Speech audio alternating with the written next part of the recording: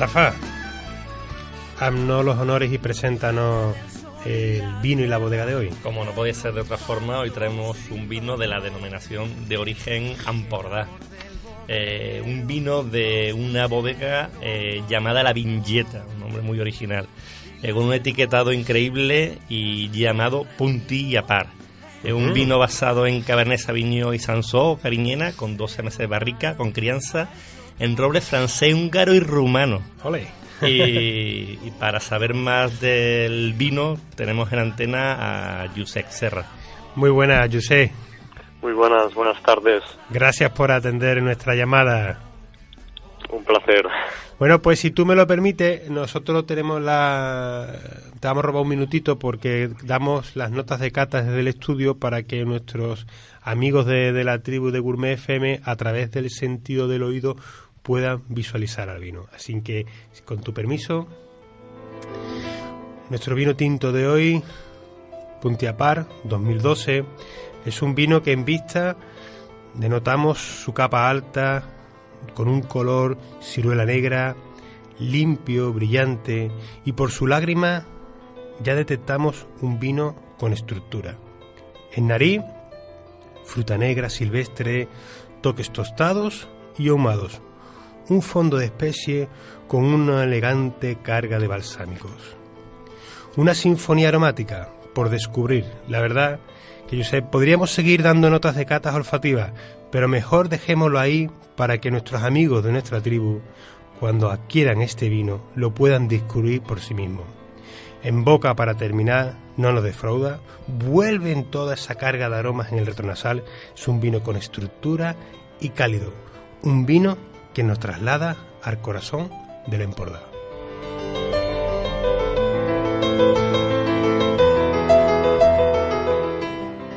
Bueno, dime si este vino que estamos disfrutando aquí es el vino que tú has hecho. Sí, es una de nuestras criaturas. Qué bonito, qué maravilla. Si el vino te traslada al lugar de origen con toda su personalidad, la puesta en escena de la imagen también nos evoca que detrás de este vino hay mucho cariño. Hay no solamente una persona, hay dos, ¿no? Está Marta y tú, que los dos defendéis este proyecto apasionante. Cuéntame, yo lo he vivido, pero Rafa no ha tenido la oportunidad de estar en tu casa.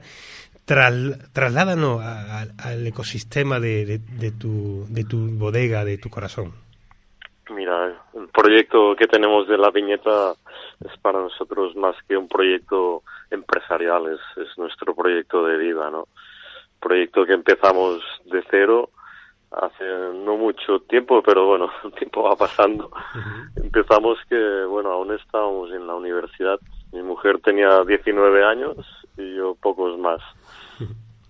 Todo empezó un poco fortuitamente cuando conocimos a Jordi, un viticultor de estos de cooperativa, un señor pues ya algo mayor, cansado, bueno, un señor soltero que no tenía continuidad a sus viñedos, ¿no? Y decidió venderlos y mira, ahí pues nos encontró y le pedimos que le compraríamos las viñas, pero le pedimos que nos ayudara, ¿no?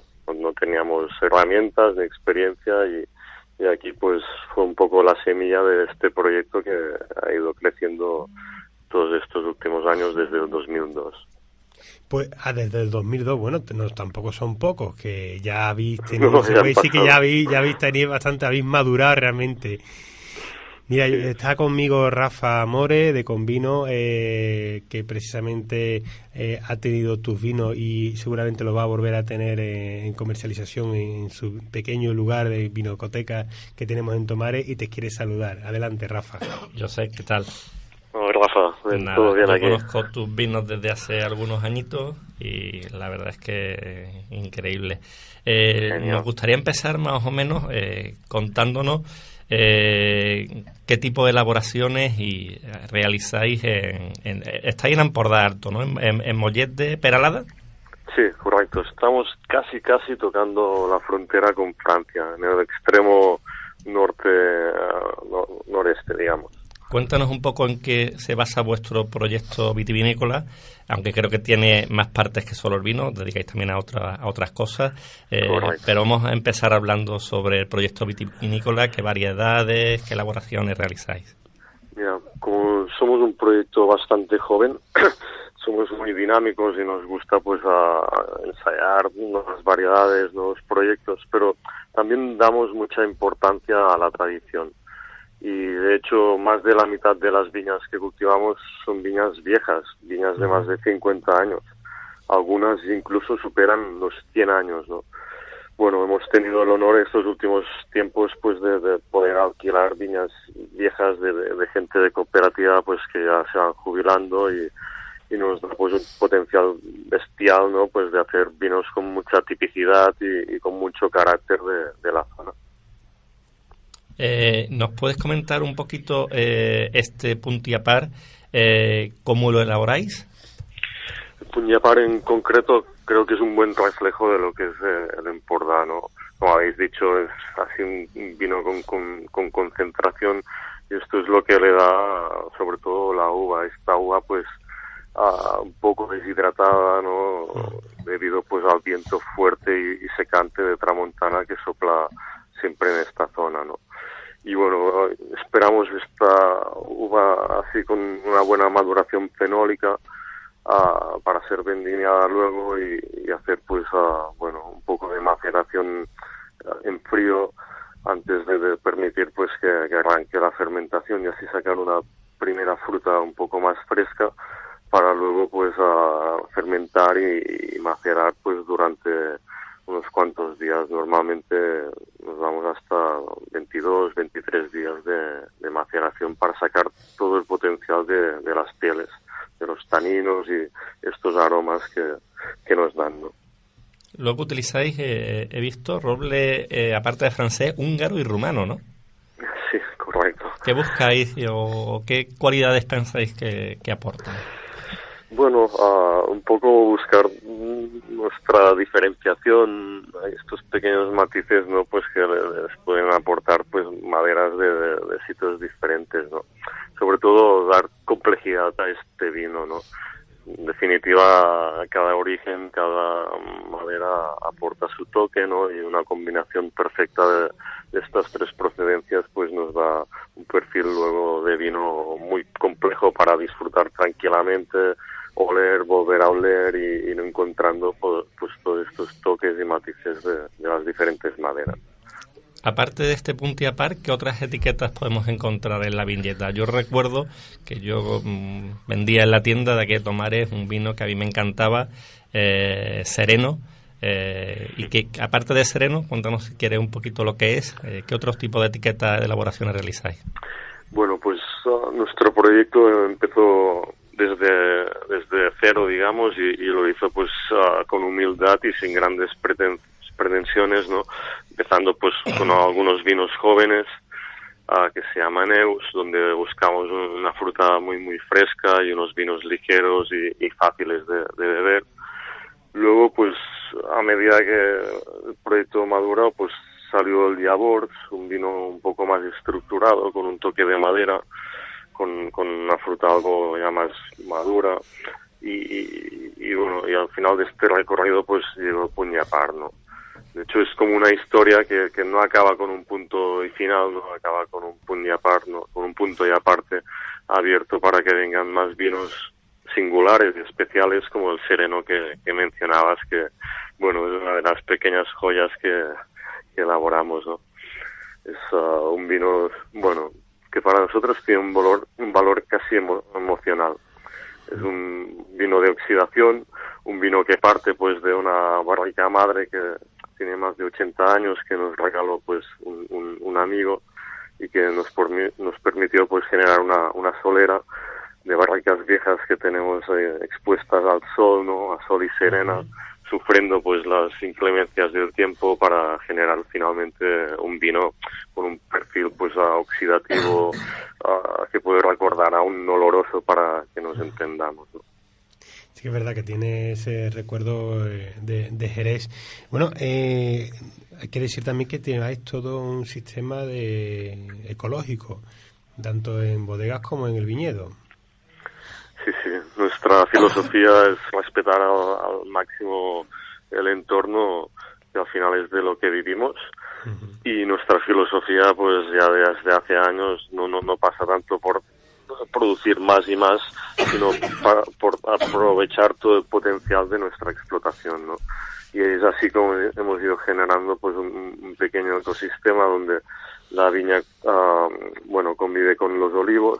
Uh-huh. Y desde hace algunos años pues también con gallinas, con ovejas, con abejas, ¿no? Bueno, siempre buscando pues que una cosa alimente la otra, ¿no? Por ejemplo, no sé, con la brisa, con las pepitas, con los ollejos de la uva ya prensada, pues con esto alimentamos nuestras gallinas, ¿no? Bueno, algo curioso. Mira, danos un dato que para mí realmente me llama mucho la atención, es el de la transmontana, ¿no? Es decir, ¿en cuánto afecta la transmontana en vuestra producción, en vuestro día a día a la hora de trabajar? Un montón, porque esto, bueno, yo creo que da como personalidad ya no solo a los vinos, también a la gente, a los viticultores de esta zona, ¿no? Es una tramontana a veces durísima, a veces supera los 120 kilómetros por hora, que bueno, nos vuelve un poco locos y no sé si genios, ¿no? Bueno, un poco Dalí, ¿no? Es la imagen del perfil de las gentes del lugar, ¿no? Así, gente un poco lunática, ¿no? Pero con carácter y bueno, al final también hospitalaria, ¿no? Y en los vinos, pues está claro, ¿no? Es la tramontana lo que, bueno, hace que los vinos de la zona sean de calidad, ¿no? Tenemos menos hongos, nos permite pues trabajar más ecológicamente y a la vez, pues bueno, hace que sean vinos de calidad y diferentes de otros lugares, ¿no? Os hace una selección de racimo, ¿verdad? Que aquellos que no sean capaces de agarrarse caen al suelo. Sí. De hecho, bueno, la tramontana es más bien deseada, pero es cierto, si nos sopla justo antes de vendimiar, pues a veces ya hace su trabajo, ¿no? Hay que ir con cuidado. Y otro elemento que también me gustaría destacar y que la gente conociera es la lucha que tenéis titánica con el jabalí. Sí, también es otro elemento, otro ser vivo que influye en vuestra capacidad de producción. Sí, nos hace bastante daño y el daño ha ido a más estos últimos años. Bueno, se dice que han sido mezclados pues con animales de granja y cada vez pues crían más y antes pues se buscaban la vida por la montaña, pero ahora cuando llega julio, agosto, cuando en el bosque no encuentran comida, pues bueno, no son tontos, ¿no? Cuando ven la uva pues bien madura y dulce, pues cualquiera busque en el bosque si lo tiene ahí fácil, ¿no? Y bueno, es pues un reto para los próximos años ver cómo vamos a poder controlar esta plaga, ¿no? Claro. La verdad que muchas veces, sobre todo nosotros también aquí, ahora mismo en donde nos ubicamos, aquí en el sur, que tenemos tantas ventajas climáticas, para mí, para un sevillano, cuando estuve allí y vi vuestras grandes dificultades, pues vi un trabajo heroico, ¿no? De tanto la lucha con el viento como la lucha con los otros seres vivos del entorno. Y la verdad que eso hace grande también al vino. El vino que estamos aquí, que se está abriendo, ¿verdad, Rafa? Además está evolucionando de forma espectacular en copa. Carnoso en boca, es masticable, se va expresando. Es que mira, hemos estado sacando torrefactos, hemos estado sacando muchísimos detalles, pero digo, como me ponga a decir todo lo que realmente entre Rafa y yo estamos aquí detectando olfativamente y gustativamente, la gente va a pensar que esto es un programa esotérico. Pero es que realmente yo recomiendo mucho que la gente tenga la oportunidad de buscar y que disfrute de este vino de la viñeta, porque es un libro abierto. La verdad es bueno, que... esta añada es muy especial. En 2012 pasaron varias cosas bastante singulares en la zona. Partimos al inicio de la temporada, pues parecía que hacía buen tiempo, teníamos una primaria muy muy linda, ya con calorcito y así, y de golpe, pues a final de marzo, pues nos cayó una nevada. Una nevada pues que fue perfecta, porque bueno, la viña justo empezaba a brotar, y fue pues un montón de agua que aprovechó luego para tener una buena brotación, ¿no? Y luego, el final de este 2012, antes de la vendimia, fue extremadamente seco. Uh-huh. Y de hecho fue un poco catastrófico, porque el día 21 de julio del 2012, un día de tramontana dura y fuerte, pues hubo un gran incendio en la zona. Y bueno, no es el caso de nuestro Puntllapar, pero algunos de los vinos de la zona de esta añada, es curioso catarlos y encontrar pues la ceniza del gran incendio del 2012. No recuerdo ahora mismo el nombre de tu compañero que estuvimos en el viñedo que ponía lo de las piedras. Correcto. ¿No? Que probamos, probamos uno de sus vinos y es cierto, Rafa, estábamos trasladándonos al incendio, al picón, ¿no? Sí. Fue mágico porque realmente, afortunadamente tu vino no tiene toques ahumados y tostados, pero nosotros lo hemos encontrado más relacionados con la madera que con un elemento externo. Pero a él sí le había afectado mucho y yo creo que sacaría esa producción de botella para poco decir lo duro que es el fuego, ¿no? Lo duro que es el campo y que la gente también se dé cuenta de lo que nos puede afectar. Sí. Bueno, fue una desgracia para algunos compañeros, como es el caso de Bonfí, de la bodega Archepallés, pero al final, bueno, tuvo también su parte bonita, y es que el vino que embotelló, pues de la viña, así que quedó rodeada de las llamas. Finalmente pues lo cató a Josep Roca, bueno, gran sommelier del SECA Roca, y bueno, le encantó pues este toque pues de la ceniza, ¿no? Y lo encontró algo singular y le compró toda la añada del vino, ¿no? O sea que la bueno, franqueza, ¿verdad? La sí, franqueza. De aquí recuerdo también un emprendedor y enólogo de Cádiz que se llama Willy Pérez, que él dice la imperfección de algunos vinos es la franqueza del lugar. Claro, Fran, es que estamos acostumbrados a catar riojas y riberas de grandes bodegas que son totalmente perfectos, que todos los años son exactamente iguales, y parece que esto del tiempo no hay que hacer nada, todos los años sale igual. Y cuando te vas a zonas y a pequeños elaboradores como vosotros, o este año en sitios como Bierzo, zonas de Rioja, que han tenido un problema de heladas brutales, te das cuenta que hay años que la inclemencia meteorológica te hace que te arruina prácticamente la cosecha, y hay años que te dan una magia, que le dan un rock and roll al vino, que hacen que esa añada sea espectacular. Sí, eso es lo bonito que dice Rafa, ¿no? Que el vino al final te habla, ¿no? Y te cuenta historias y vivencias, pues, de todo lo que ha pasado durante la temporada, ¿no? Josep, muchas gracias por tu tiempo. Nos quedamos con Puntllapar, que realmente nos está contando muchas historias, y tú nos estás abriendo el corazón de la enología del Empordà. Desde aquí, públicamente, daros las gracias por habernos llevado este humilde programa de Gourmet FM de Radio Tomares a vuestra casa, que lo hemos sentido súper acogido. Ahora vamos a hablar con Miguel Gotanegra del Hotel Terrassa Spa, que también queremos hablar con él de su gastronomía. Vamos también a hablar con el Instituto Catalán del Corcho, que estuvo el otro día ahí presente, y terminaremos hablando con Paco, que también estuvo allí presente de Verema. Felicidades por vuestra iniciativa. Aquí nos tenéis para lo que os haga falta, ¿verdad, Rafa? Nuestro corazón ya forma parte del Empordà y de verdad, lo que necesitéis. Yo sé que tú formas parte del consejo. Tienes mi contacto, tienes mi teléfono para cubrir cualquier tipo de evento, cualquier tipo de noticia. Siéntete como si fuésemos un canal más vuestro de comunicación. Muchísimas gracias, Fran y Rafa. Un abrazo bien fuerte desde aquí en la Empordà.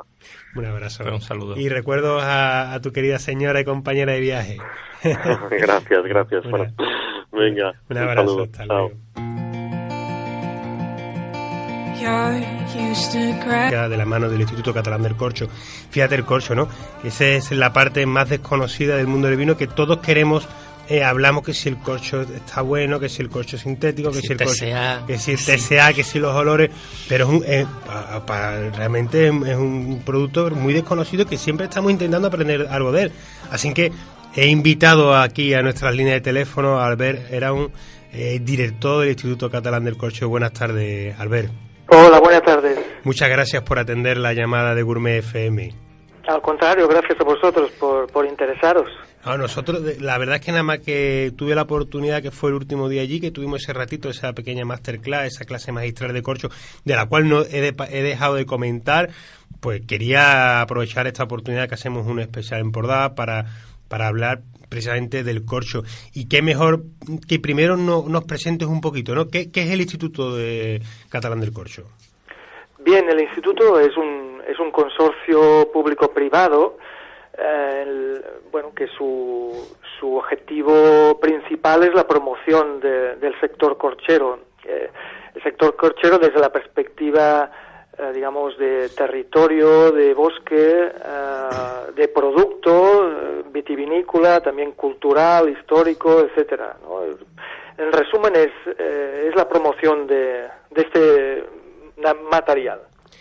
Para nosotros, bueno, para mí personalmente y para mi compañero Rafa, que ahora te lo voy a presentar, el corcho es muy importante, siempre lo tenemos en valor y siempre lo defendemos, pero ¿en qué situación se encuentra ahora mismo en el mundo del corcho? Te lo digo últimamente que se ven mucho, sobre todo grandes productoras de bodegas industriales que utilizan mucho el sintético. Sí, bueno, lo que hemos visto nosotros, la tendencia que hemos visto es que sí, ciertamente yo te diría hace unos 15 años, 10-15 años, con la aparición de sintéticos, pues vimos un aumento y por tanto una pérdida de cuota de mercado de tapones de corcho, pero que el sector ha ido recuperando. Yo creo que muchas bodegas después de probar el sintético han vuelto al corcho. También es cierto que los sintéticos han estado evolucionando y mejorando, pero yo creo que la compatibilidad técnica del tapón de corcho aún no ha sido superada por los sintéticos. Lo comparto completamente. Está conmigo Rafa More de convino.es, que él es muy aficionado al mundo del vino y sabe mucho de corcho porque afortunadamente vende mucho vino y abre muchas botellas. Adelante, bueno, Rafa. Y no solo eso, sino porque en mi formación, que soy Albert, ingeniero de monte, sí. Tuve una asignatura que uno de los trimestres estaban dedicados al corcho dentro de tecnología de los productos forestales. Muy bien. Luego me he ido dedicando a otras cosas, a la hidrología, y luego ahora acabo en el mundo del vino, pero mis inicios fueron muy forestales, que no hay que olvidar que el corcho viene de esos maravillosos alcornocales que en España somos uno de los mayores productores de corcho. Albert, ¿nos podrías comentar qué ventajas tiene el corcho sobre todo para una botella de vino que esté pensada a su envejecimiento? Sí, pues mira, de hecho, ya que me has comentado esta parte forestal, quizá no es la respuesta que esperabas, pero te la daré un poquito, después. Perfecto. Pero, digamos, y volviendo también a esta cuestión de país, ¿no? Yo creo que la primera, una de las importancias, justamente es la cuestión de país. O sea, España es un país corchero por excelencia, por tradición, donde tenemos, por suerte, mucho alcornocal.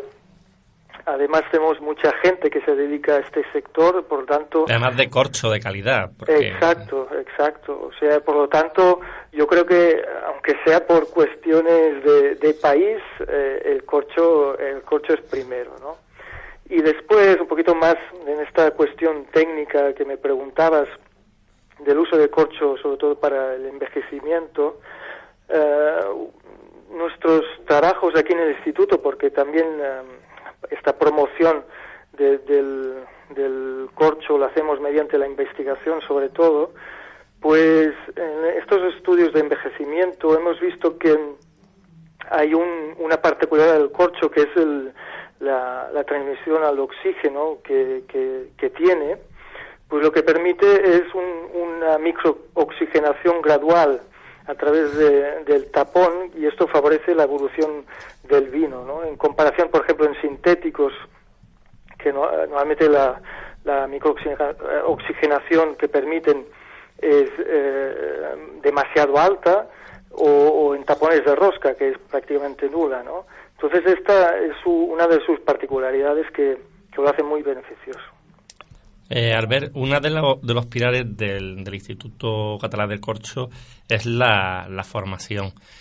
¿Nos podrías comentar qué tipo de formación y a qué personas van dirigidas a realizar desde el instituto? Y bueno, y desde aquí os lanzamos también la cuestión de que nos encantaría que vinierais por Andalucía, por Sevilla, a hacernos una formación específica para los sumilleres de la zona. Bueno, para nosotros, mira, yo te recojo casi el encargo y encantados, o sea, cuando quieras, y no es un cumplido aquí delante, o sea, en la radio, sino que cuando quieras quedamos fecha y nosotros encantados. Y por otro lado, pues sí, nosotros hacemos como dos tipos de formaciones, una, digamos, más técnica, sommeliers y enólogos, también, y de hecho la estamos haciendo en un par de universidades que tienen facultad de enología, como es en Tarragona, en La Rioja, y luego formaciones un poquito más divulgativas para la gente, para que vayan teniendo un poquito de conocimiento y cultura básica sobre qué es el corcho y la tradición y la historia en España, ¿no?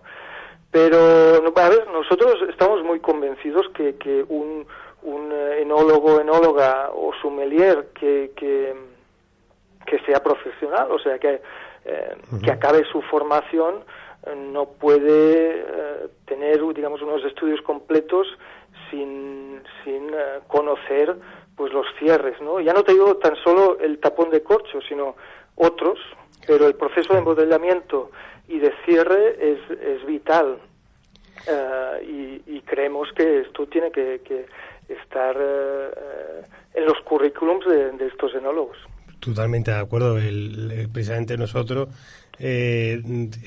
por esto tenemos lanzar guantes, hablaremos con Rafa Bellido, que es el presidente de la Asociación de Sommelier, y ya cruzaremos algunos correos electrónicos para ver si podemos hacer realidad ese objetivo que siempre hemos hablado mucho aquí los compañeros del sur, que es formarnos sobre el corcho. Has comentado la palabra Rioja y eso me lleva a la noticia que habéis tenido hace poco, que habéis hecho un convenio con la Universidad de Rioja. Es importante, ¿no? Es decir, La Rioja, vosotros sois una zona vinícola que el corcho es muy importante para la elaboración de cava, que yo he tenido la suerte de recibir clases de José Gramona y hablaba de lo importante que era el corcho en ese proceso de microoxigenación, pero vuestra relación ahora con la Universidad de La Rioja, con toda la producción también que vino de La Rioja, creo que es un convenio exitoso. Sí, lo vemos exitoso por ambas partes, ¿no? O sea, cuando lo que te decía de que ellos se van a beneficiar de este conocimiento y nosotros también queremos beneficiarnos de los últimos avances en enología y compartir más, digamos, estos estudios de conocimiento de la interacción entre vino y corcho. Y de hecho nuestra idea es, como te dije antes, de que ya estamos trabajando en Tarragona, en la facultad, y ahora en Rioja, pues es llegar si es posible, a las 5 facultades de enología de España, Qué bueno. pues para que, insisto, todos los enólogos y enólogas pues conozcan un poquito el mundo del corcho. Albert, una pregunta para la audiencia. Fuera de guión. Fuera de guión. ¿Cómo debemos conservar una botella de vino tranquilo y una botella de espumoso? ¿En posición horizontal o vertical? Bueno, esto es la pregunta. El de control no está haciendo, el de control no lo ha puesto en un papelito y siempre pregunta. Qué buena, adelante. Sí. No, obviamente, o sea, tiene que estar tumbada. Sí. La verdad es que esto permite que se humedezca el tapón de corcho y puede pasar, digamos, se conserva mucho mejor, ¿no? Además, a ver, esto también, te lo digo también casi off the record, ¿no? Pero de los últimos estudios que estamos haciendo, la verdad es que hasta el propio contacto con el corcho, sí. Vemos que digamos que el propio corcho tiene unos aromas también positivos, o sea, no deja de ser, digamos, un producto de la tierra, ¿no? Como puede ser la uva, y la verdad es que esta interacción nos está sorprendiendo bastante en la aparición pues de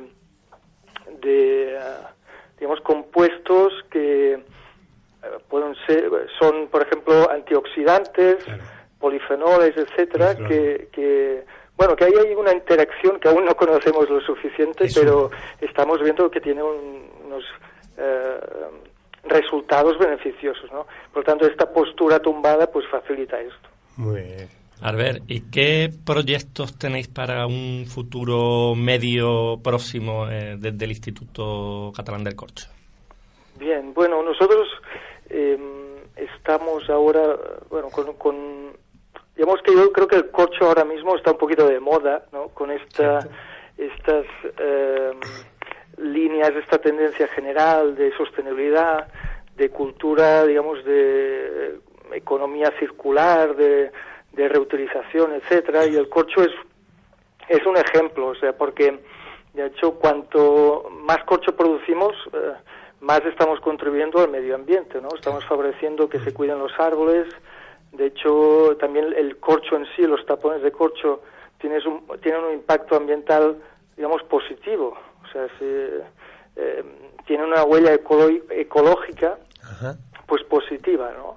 Entonces, en este ámbito, estamos en el ámbito de mostrar todo esto y de darle, digamos, otras aplicaciones a estos tapones de corcho que no se están utilizando, o que ya se han utilizado, ¿no? La, digamos, reutilización de tapones de corcho. Bueno, pues Albert, la verdad es que últimamente se ve cada vez más ese pequeño taponcito de corcho como llavero que simboliza muchas bodegas y que me parece también una iniciativa muy bonita de compartir. En fin, al fin y al cabo es un ser vivo, ¿no? El corcho, ¿no? Exacto. Sí, no es como el cristal, sino que realmente es un ser vivo que forma parte de la complejidad del vino y coincido en mi pequeño conocimiento de que ese pequeño contacto con el corcho, muchas veces se ve en los vinos jóvenes, ¿no? Un vino que no tiene contacto con madera, que cuando ha evolucionado mucho en botella, tú puedes tener sensación, aromas nobles de punta de recuerdos de madera, y lo que ha sido el aporte de ese contacto con ese corcho, un buen corcho, le ha dado complejidad al vino al fin y al cabo. Sí, así es, y de hecho digamos, esta contribución positiva, lo que tenemos nosotros mucho trabajo que hacer aún, y también ligando lo que me decías antes de los próximos trabajos, es convencer, más que convencer, explicar a la gente que, digamos, que el corcho no es un rival en el vino, ¿no? Claro. De hecho, hace 2 días estuve en una cata y el compañero del lado pues dijo, bueno, lo voy a suavizar, pero dijo maldito corcho, ¿no? Diciendo, estaba probando algo y esto está, el maldito corcho. Yo lo probé y lo caté, y eso no era para nada TCA, ¿no? Entonces ya es fácil, ¿no? Cuando algo era un vino malo que le echaban la culpa por el corcho, ¿no? Sí. Entonces vemos que, o sea, y esa persona era enólogo, o sea, entonces vemos que queda mucho camino por recorrer, explicando en este caso la formación es básica para poder explicar estas situaciones, ¿no? No te queremos robar más tiempo, Albert, sabemos que tiene una agenda muy apretada. Muchas gracias por compartir, por enseñarnos, por educarnos.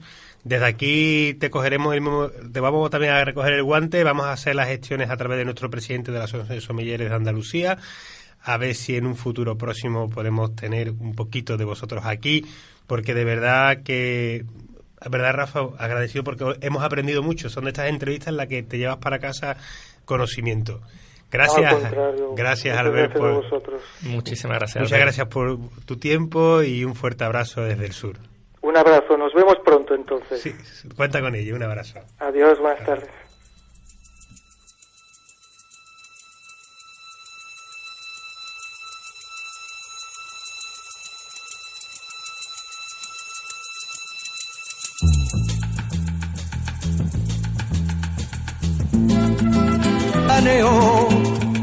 Nací en el Mediterráneo. Estimado Rafa, hoy vamos a poder tener la línea de Tomare... Uy, lleva a decir otra vez Tomare Gourmet y ya somos Gourmet Gourmet FM. Gourmet FM, sí señor. Bueno, pues alguien que conoce muy bien el Mediterráneo, nunca mejor dicho, pero no solamente eso, sino que conoce muy bien el mundo del vino desde el punto muy bonito, que es el punto del aficionado, de esa persona que se inunda en el mundo del vino por hobby, por pasión, por enamoramiento. Profesor de Economía de la Universidad de Valencia y cofundador de Verema. Buenas tardes, Paco. A tomar. Buenas tardes. Muy buena, ¿cómo estamos?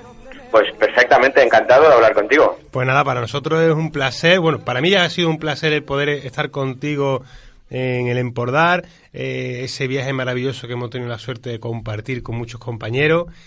Y bueno, no se podía escapar esa oportunidad de que formaras parte de la tribu de Gourmet FM y de que antes que nada, pues Paco, cuéntanos cómo llegas al mundo del vino y de dónde nacen las raíces de Verema.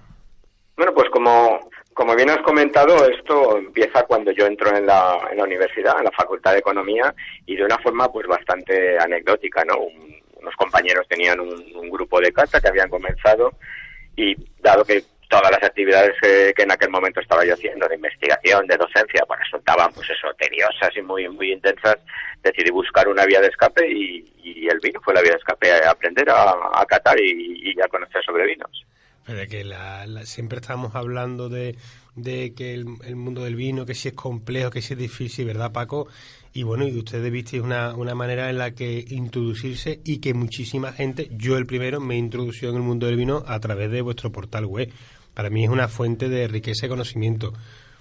¿Cuál es el secreto de realmente de Verema, del éxito que tenéis ahora mismo consolidado? Pues yo creo que la clave, digamos, es la búsqueda de la perspectiva del consumidor, porque nosotros cuando empezamos a juntarnos fuimos uno de los grupos pioneros de cata que hubo en España, y lo que buscábamos era básicamente, como consumidores, aprender un poco más, buscar eso que no siempre encontramos, desgraciadamente, entre los que consumen vinos, que es saber qué hay detrás del vino, la viña, la tierra, todo este tipo de cosas que cuando uno se mete en el mundo del vino le apasiona y le engancha, claro. Mira, Paco, está conmigo Rafa More, que además te sigue en las redes sociales, y él tiene una tienda física y una página web que se llama Convino. Bueno, que él mismo te cuente cómo también él llega al mundo del vino, porque precisamente es un aficionado que ahora mismo es un profesional. Adelante, sí, Rafa. mi llegada, Paco, ¿qué tal? ¿Qué tal? Un abrazo. Mi llegada al mundo del vino también es un poco anecdótica casi. Yo fue como vía de escapatoria del mundo de la ingeniería, que en España estaba fatal. Yo estaba súper agobiado en mi empresa. Y un día se me encendió el chip y dije, me pido una excedencia, lo dejo todo y monto una tienda de vino a tomar por saco. Y llevo 3 años y medio en el mundo del vino, antes como aficionado, ahora como aficionado avanzado. Y yo, una cosa que os tengo que reconocer a Verema es que yo cada vez que tengo que buscar una información sobre un vino, es que hay veces que poner la palabra Verema, pero otras veces sin ponerla, en los buscadores de Google, la primera información que te aparecen sobre muchísimas referencias de vino en España son vuestras. Y eso es un éxito, que una comunidad alimentada por aficionados que van dejando sus notas de cata, sus impresiones, para mí es una fuente de riqueza increíble. Pero, Paco, Verema no solo es eso, ¿no? Cuéntanos un poco más, ¿qué más es Verema? Bueno, pues Verema es, primero que nada, el fruto, digamos, de meter una perspectiva empresarial en aquel mismo grupo de cata, que ya se llamaba Peña la Verema, que en valenciano significa vendimia, y empezó básicamente con muy pocas conexiones con el mercado, es decir, era una empresa, casi una ONG, destinada un poco a fomentar la cultura del vino. Obviamente el romanticismo, cuando uno tiene que pagar facturas, hace que tengas que buscar líneas de negocio, y digamos que básicamente Verema ahora es una empresa de comunicación, es el elemento fundamental con el que trabaja, con bodegas, con restaurantes, y es también una empresa de eventos, porque casi por casualidad también en su momento montamos un evento en Valencia que se llamaba el Encuentro Verema, y que ahora se hace en otras ciudades de España, y que fue el germen de una peculiar visión de los eventos de vino, porque une el extremo del consumidor con el del elaborador. Cuéntanos un poco más en profundidad qué consisten los eventos Berema. Yo he tenido oportunidad de asistir a varios por diferentes sitios. Me falta por ir al que yo veo que es el principal vuestro, que es el que celebráis en Valencia. De ahí imagino que seáis valencianos. He estado, por ejemplo, en Málaga. Cuéntanos un poco en qué consisten estos encuentros Berema. Bueno, la idea del encuentro Berema es juntar, primero, una actividad de tipo cultural académico. No hay que olvidar que la mayoría de los fundadores de Berema pues venimos de la universidad. Entonces normalmente el primer día es un día más recogido en el que se hacen sesiones de tamaño medio, pequeño, donde se hace una cata técnica de algún tipo de vino, donde las bodegas explican su terruño, explican su filosofía, este tipo de cosas. Se buscan vinos especiales, pues hay catas de champán, catas de jereces, se buscan también zonas especiales que haya que potenciar este tipo de elementos. Y luego hay una segunda jornada que es un showroom gigantesco en el que intentamos que vengan las mejores bodegas de toda España, y esas bodegas pues presentan para los consumidores finales, pero también para los profesionales de la somillería, sus productos.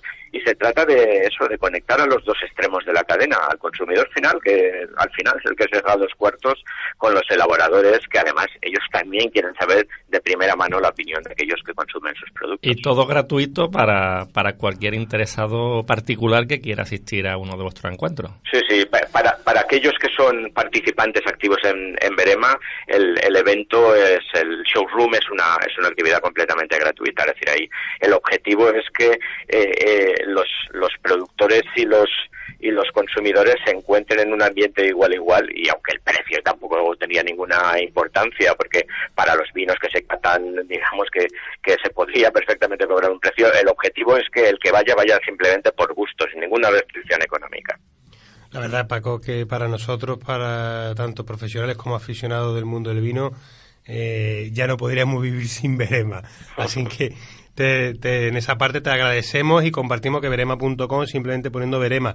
Pero Paco, llevamos todo el programa hablando de esa maravillosa palabra de Vive l'Empordà, y me gustaría en esta segunda parte de la entrevista que nos dieras algunas conclusiones de lo que tú mismo viviste, de lo que pudimos disfrutar en el Empordà.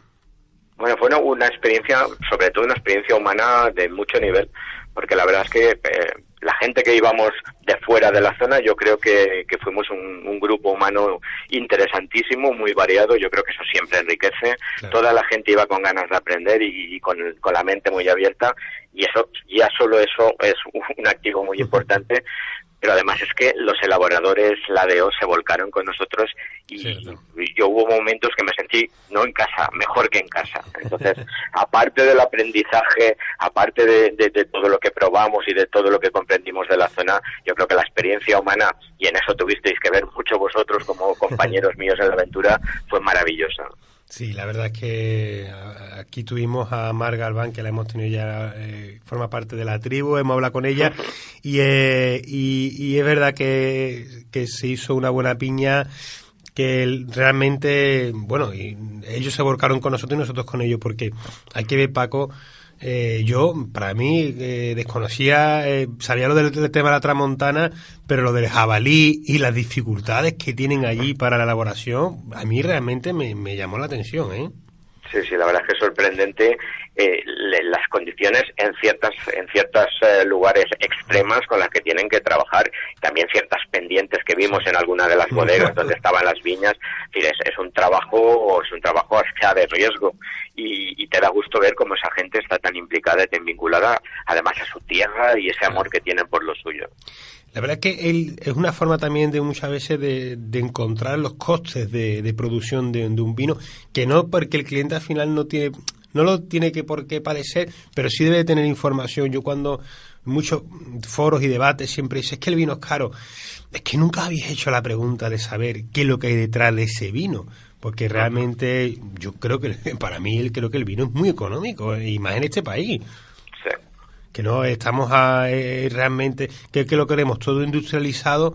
Bueno, pues yo cuando comentaban de que cada 8 vendimias, una la perdían por el jabalí, y yo decía, perdido. O sea, aquí yo en Sevilla, en el sur, el jabalí, no, allí es que incluso la caza todo el año y no consigan radicalizarlo. Hay que realmente, Paco, llegar un poco más allá, ¿verdad? Conocer el productor y conocer la producción. Sí, especialmente en estas zonas que además son poco conocidas y uno puede tener una idea muy equivocada de cómo funcionan, de que si están muy industrializados o muy mecanizados, pero vimos que trabajaban muchísimo manual, parcelas a veces complicadas de llegar, todo el tema de los problemas que tienen, como en otras zonas también, es verdad, de la yesca y de todas estas enfermedades, los jabalíes en determinadas áreas también devastando las cosechas, la tramontana que condiciona cómo se planta el viñedo, es que es increíble. Vamos, eso no tiene precio y por eso hay ciertas cosas que hay que pagarlas cuando las valen. Totalmente. Paco, saliendo un poco de Ampordà, nos gustaría conocer tu opinión sobre cómo ves actualmente, en un momento en el que dicen que repunta un poquito el consumo de vino en España, pero que yo creo que seguimos teniendo un consumo per cápita bastante bajo. ¿Cómo ves el panorama del vino y qué piensas que podríamos hacer entre todos para fomentar? Desde luego, Verema para mí es una de las vías, pero ¿qué más cositas podremos hacer? Bueno, yo creo que la clave, y es un tema complicado, que no siempre es fácil de determinar cómo se hace, es aproximarse al consumidor final. Y ese consumidor final debería de empezar joven a consumir vino, siempre de forma moderada. El vino se disfruta mucho más siempre con moderación, pero creo que hemos fallado a la hora de conseguir que la gente joven se enganche al vino antes que a los destilados, a las cervezas, este tipo de cosas. Me da la sensación de que hoy en día, sin el mercado exterior, la industria del vino española no resulta viable, y creo que buena parte del problema está en que las nuevas generaciones les cuesta mucho engancharse. Cuando se enganchan al vino, tienen muchas ganas de aprender, estudian muchísimo, pero empiezan muy tarde, y ahí hay un hueco de consumidores que no hemos conseguido recuperar, y yo creo que es el gran problema del sector. Y a mí me da la sensación que lo que falta es mucha educación, pero incluso en la escuela, es decir, que les hagan a los nanos catas de mostos, que les expliquen cómo se hace el vino, es decir, todo ese tipo de cosas, obviamente sin que tengan alcohol y sin que tengan que tomar el vino, que les hagan entender que el vino es una cosa del día a día, es una cosa normal, al menos en nuestras familias lo era cuando nosotros éramos pequeños. La verdad que muchísimas cosas que pasan en relación con el mundo del alcohol bajaría simplemente con el consumo del vino. Siempre el consumo de vino es mucho más responsable, y bueno, yo siempre digo que realmente el enamorado del mundo del vino no está enamorado del alcohol. El alcohol te quita la capacidad de disfrutar de un vino. Exactamente. Es la conciencia, el estar fresco, el que te hace disfrutar del vino, y el que realmente un buen vino, además es que yo siempre digo lo mismo, un buen vino se bebe con trago lento, sin prisa, y con 3 copas tiene. Es precisamente estos productos de bebida rápida o de alcohol rápido, el que tú bebes y bebes y bebes, y claro, como no hay persistencia, no tiene ninguna cualidad, no te da ninguna sensación en la boca, pues tú lo consumes como si fueras una gaseosa o algo por el estilo. Sí, pero como ya sabes, Fran, aquí hemos pagado el coste de que de repente todo era alcohol. Es decir, se ha considerado el vino como un alcohol más, cuando tanto por historia, por tradición, por cultura, es que hasta por religión el vino tiene una dimensión especial. Y no hemos sido tampoco capaces, los que defendemos el vino, de conseguir que las instituciones plantearan que una cosa es el vino y otra cosa efectivamente estos alcoholes rápidos que no tienen ningún interés ni cultural ni histórico, y más desde nuestra perspectiva española. Yo no entiendo que los escoceses pues vean el whisky como una filosofía o que los ingleses tengan a las ginebras como algo especial, pero es que eso no está en nuestro ADN. O sea que... Bien, Paco, pues no te robamos más tiempo, que sé que tienes un día bastante atareado. Muchas gracias por tu tiempo, por atender nuestra llamada, que ya te formamos parte de la tribu. Aquí nosotros no, como dice nuestro amigo Javier Compás, no fumamos la pipa de la paz, sino bebemos el vino de la paz. Y con un vino de tinto de la Viñeta brindamos por ti y te damos muchas gracias por atendernos. Un abrazo, Paco. Un fuertísimo abrazo. Hasta muy pronto. Gracias. Buenas tardes.